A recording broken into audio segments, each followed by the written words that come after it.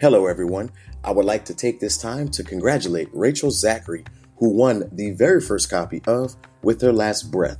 Remember, you too can win a copy of this book by sharing one of our episodes on your social media page or leaving us a voice message about the episode at anchor.fm/elderqueen/message. Again, that's anchor.fm/elderqueen/message. Remember, leave us a voice message or share an episode on your page to enter a chance to win a copy of With Her Last Breath.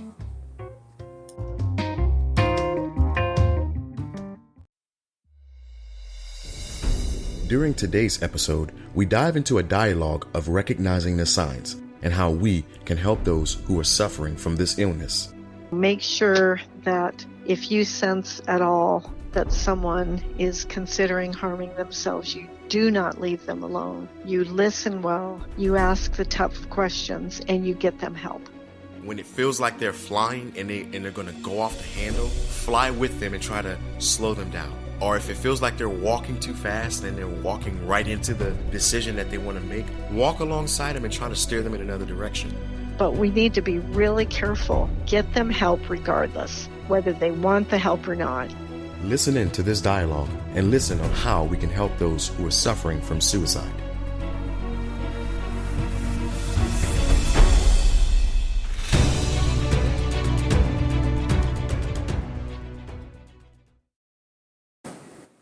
If you haven't heard about Anchor, it is the easiest way to make a podcast.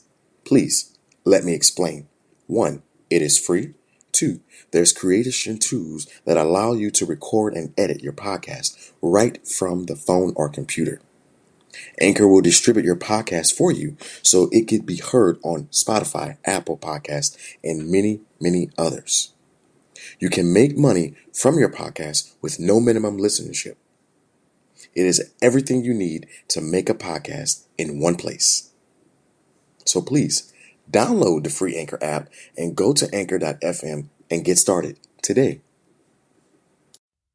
The Ear, Evangelical and Reformed Christian Podcast.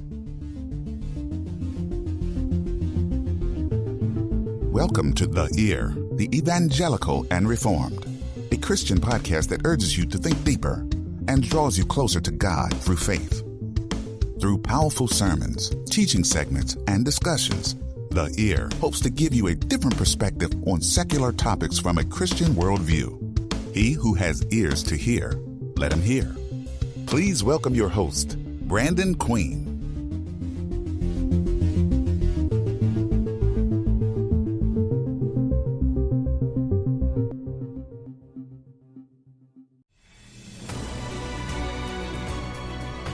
Recognizing the signs of suicidal people are important, and it must be handled in such a way that helps that person and edifies them. One thing that we should strive to do is to love on them and listen to the person that is hurting. We should walk alongside the hurting. We as Christians are called to walk with the hurting people. We should be there to shed light on a statement a suicidal person might say, such as, "I must put an end to this tonight," or "I can't take this anymore." We must join them in their burden, grief, and carry their cross with them. And then they will know we are Christians by our love.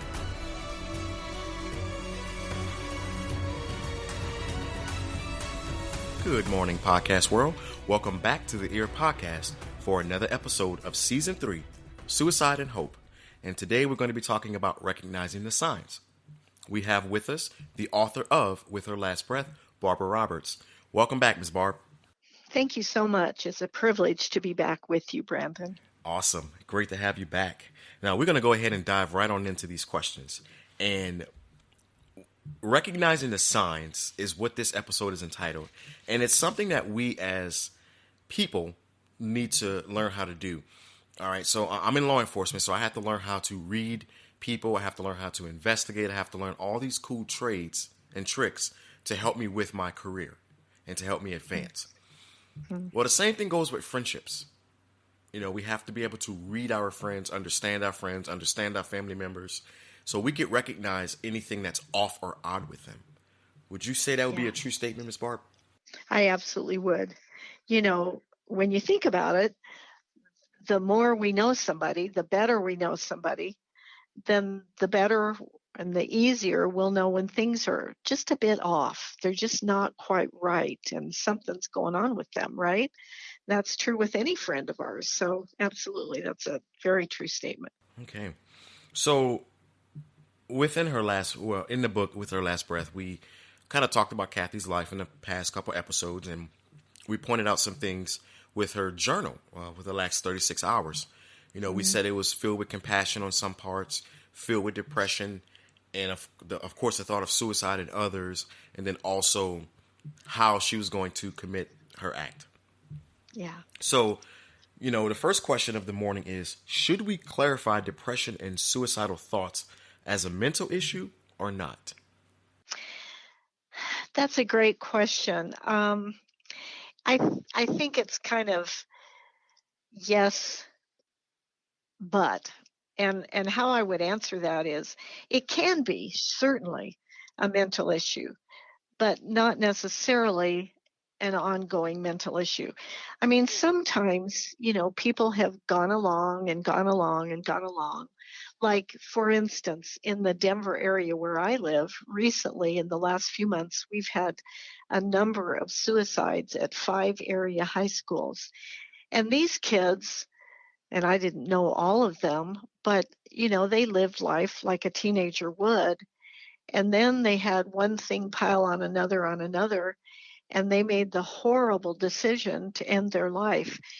I wouldn't call those necessarily mental health issues as much as I would call it difficult life situations. And maybe they didn't have the skills to cope, or maybe they didn't have someone really seriously listening to their needs. So I think it's a yes, possibly, but not always, is how I would answer that. Yeah, I agree with you. Looking at the breakdown in today's society, of course, with bullying, that's probably one of the leading causes of suicide. Yeah. I mean, like high school drama, for goodness sake. That's what 13 Reasons is based off of. Yeah. This girl was known as the joke of most people. She was the quote unquote class whore. Hate to use that language, but Wow. And yeah, I agree with her. That's a very weighing situation. Yeah. But is it enough to take your own life? I mean, I'm not in her shoes. I'm not a female. I don't know what it's like to be called those things. But Sure. I do agree with you. Now, I want to go back in the book, even though we've kind of made some progress. I want to go back and I want to look at page 9. And Okay. I really want to take a look. What are some of the risk factors of suicide? Well, let me just go over some of these. Certainly, and this is kind of a no-brainer, but history of previous suicide attempts. Just because somebody attempted once or twice doesn't mean they're not going to try it again. Another issue is family history of suicide. If there's somebody especially in their immediate family, who has taken their life, then when they come upon what seems to them at the moment like an impossible situation, that may seem like a way out. Another one is history of depression. Another one is alcohol or drug abuse, somebody who is really involved and not thinking clearly. Maybe a stressful life event, like I mentioned. Certainly easy access to lethal methods. A horrible way our niece took her life was hanging herself, and I still have trouble grasping that and getting my arms around that. That's unusual for a woman. Exposure to the suicidal behavior of others. And I think the whole thing of incarceration, you're a cop and you get all that. And I think for somebody that's going through some of the other factors we've talked about, that can just kind of be a last straw for someone.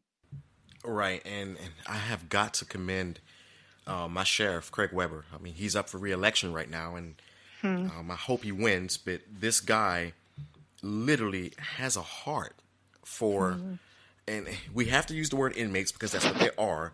Sure. But he has a heart for people, and he's all about rehabilitation. And And that's great. because of that mindset, Mm.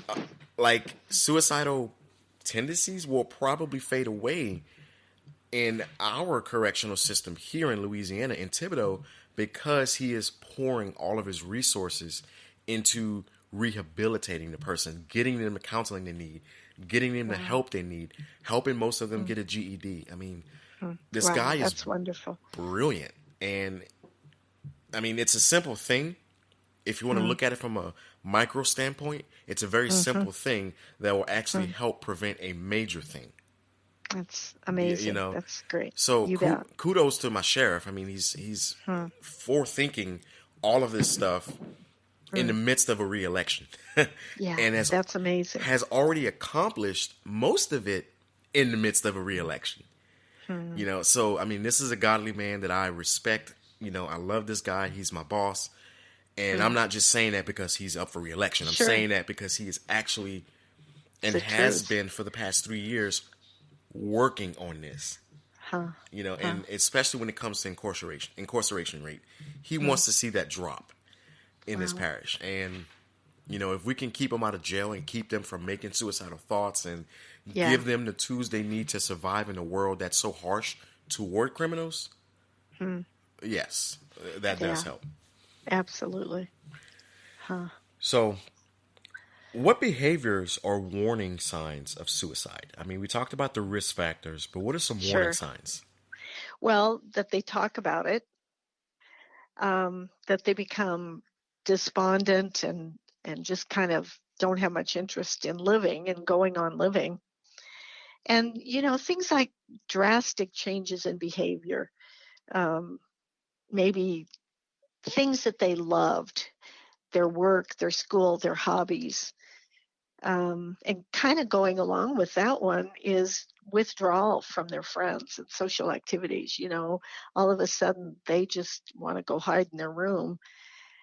They prepare for death by making out a will or even talking about funeral arrangements. Giving away prized possessions is another thing. Kind of that preoccupied with death and dying, talking about it a lot.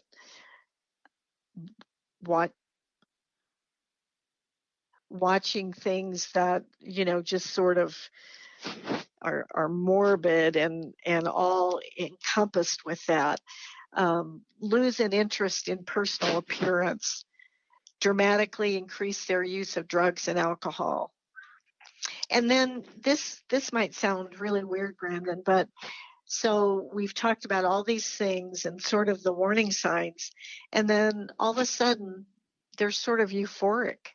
They were depressed and now they're not. Well, that's even a scarier thing because that might mean they've totally made the decision. So we really need to pay attention to that.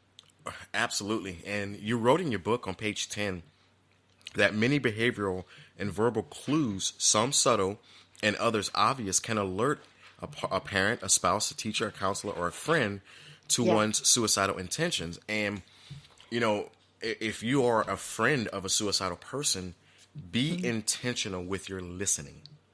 Yeah. Okay. And we talked about that in the last episode. So be intentional with your listening and be very observant of signs. Yeah.